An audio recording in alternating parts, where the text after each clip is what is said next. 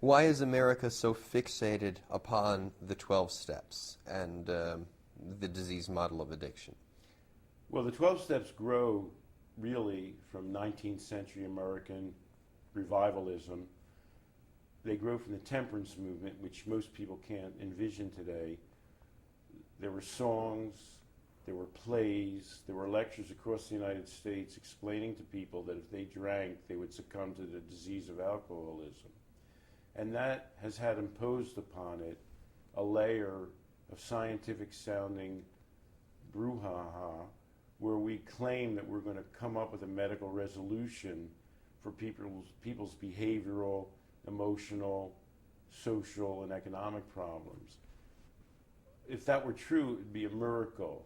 God himself would have to step down, part the seas and the heavens, and say, I'm going to eliminate addiction by treating it as a disease. We won't have to worry about people's actual lives. It's a fantasy. Nobody really believes it, and it's a harmful fantasy. Now, you mentioned Nora Volkow. Nora Volkow is the head of the National Institute for Drug Abuse, and she likes brain scans an awful lot. She uses brain scans to show the difference between somebody that's using drugs, somebody that isn't using drugs, somebody that's on drugs presently and not on drugs, somebody that's used drugs for years and had parts of their brain deteriorate, and those that haven't and that have normal brains that are full and functional. What's wrong with Nora's brain scans? She was preceded in that position by Alan Leshner. For one thing, they lie. Alan Leshner said it's simply not true that millions of people overcome addictions on their own. American government research shows that 50 million Americans have quit the hardest addiction to quit of all. 90% of them have quit on their own, and that's smoking. So ask your nearest addiction expert, what's the hardest addiction to quit?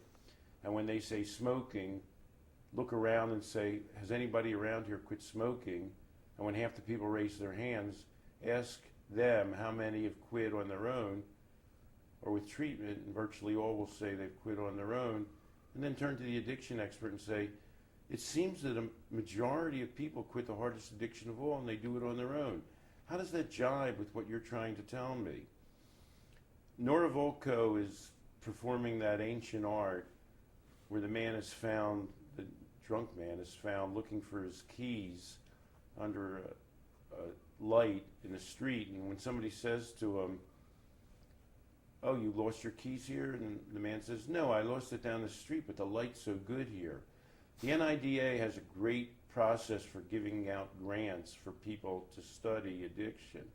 There's nothing as concrete as a brain scan, but there's no relationship between brain scans and addiction. Here's a little mind experiment. If you looked at somebody's brain scan and said, this looks like an addict's brain scan, and that person said, well, I've used the drug or I've drunk alcohol, but I've really never binged or lost control, they would say, oh, you're not addicted. If you looked at somebody's brain scan and it didn't indicate addiction and they said, I really am out of control of my alcohol or drug use, you would say they were addicted. In other words, brain scans mean nothing. Addiction is defined entirely by people's behavior and experience. Trying to reduce it to brain scans is a way of getting it under the street light to get a government grant.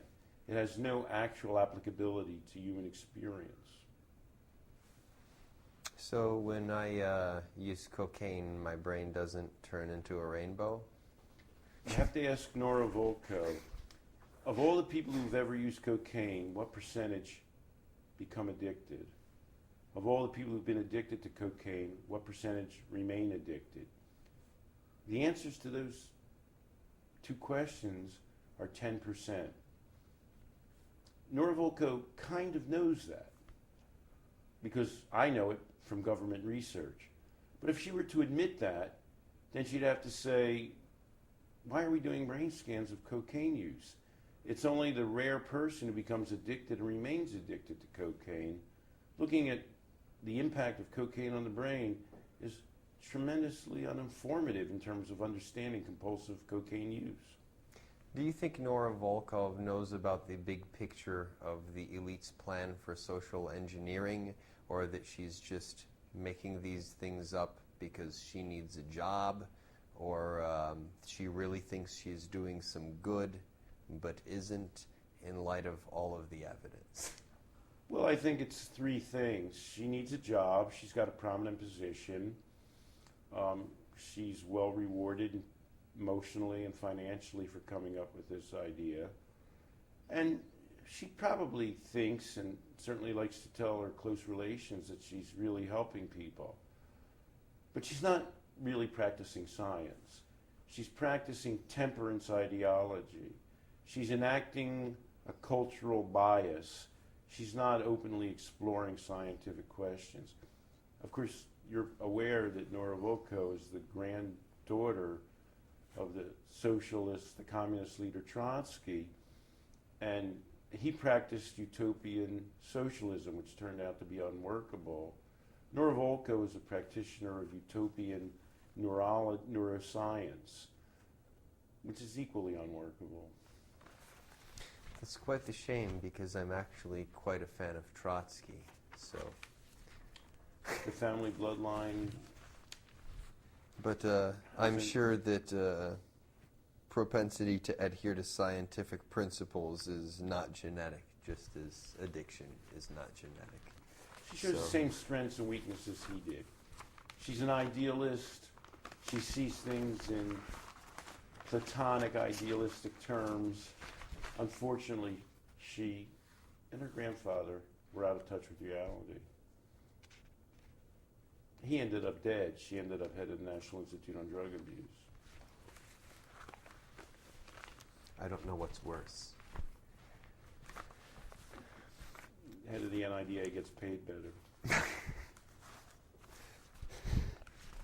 Now, in some of my prior interviews, in discussing the issue with people who are involved in treatment programs, they acknowledge that most people who use drugs quit on their own. But they say that if you can quit and just walk away from it, then you weren't really an addict. Well, that's one example of how they're practicing voodoo and not science. The United States government does a survey. It's done one each of the last 10 years, interviewing 40,000 randomly selected Americans, 4,000 of whom approximately have at some point in their lives been alcohol dependent. That's defined by DSM-4, which is how we define alcohol dependence. The majority of these people cease to be alcohol dependent without treatment. The majority continue to drink when they remit from alcohol dependence. I hate to say such communistic, radical sounding things, but they're published by government surveys. We know this information because of research the government does. The National Institute on Drug Abuse, the National Institute on Alcohol Abuse and Alcoholism defy their own best research to maintain cultural myths. What are the reasons that the government organizations would defy their own research for the sake Hang of... on, I'm going to Okay. stand by. I'll let you know. Do I need to re-ask it for the... film? You can re-ask it. It's up to you. Now you got the question. You don't get leading posts in the government by defying cultural biases and preferred solutions. You don't get to be head of the NIAAA by declaring that our approaches to the problem are mythological rather than realistic. You don't maintain your job as the head of the NIDA by saying, well, the large majority of people who sample cocaine and heroin don't become addicted to it. You don't defy cultural biases by saying most alcoholics remit from alcohol dependence while they continue to drink. You just can't do that.